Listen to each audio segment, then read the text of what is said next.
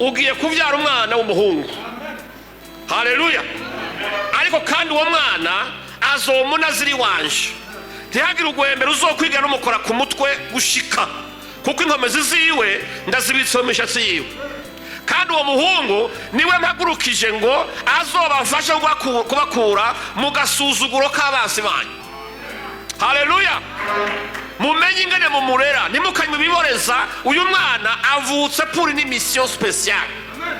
Uyu mwana abavyeyi ngo asamina babigenza nk'uko marayika yabibabwiye, avuke babigenza nk'uko marayika w'Imana yabibabwiye.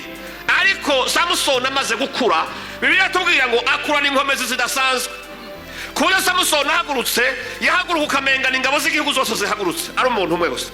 Uyu muhungu yarakomeye, Imana ishimwe cyane. Haleluya. Niwe Bibiliya tubwira yigeze gufata akanwa k'intare y'intambwe, ayifata ugwasa gusa ngo arayitabura, ari umuntu. Bamuteye icumu ry'ibiro 20, ararifata arivunira ku ivi ryiwe. Uyu mugabo yigeze gukora ikibazo, aragenda guhiga, wibira umugabo umwe ahiga agafata imbwebwe 300. Yariyubira ikibi yobakorera uyu mugabo, ariko yarakomeye mw'abantu. Uwo gutuma imbwebwe imwe wowe uyifata wewe, yobwejera hamwese mwomena ibikuta mwiruka.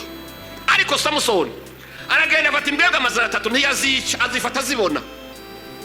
Afata imirizo arayipfundika yigira igisuko kimwe, araziboha ngo amare kuziboha 300, ngo afata ivyatsi byumye, ngo aragenda bitekera kuri ya mirizo yazambwebwe, ngo akubita ko kibiriti, ngo azibire kurira mu mirima y'Abafilisitiya. Umuriro urakapi, Abafilisitiya imirima iragurumana, ibintu bibanabi.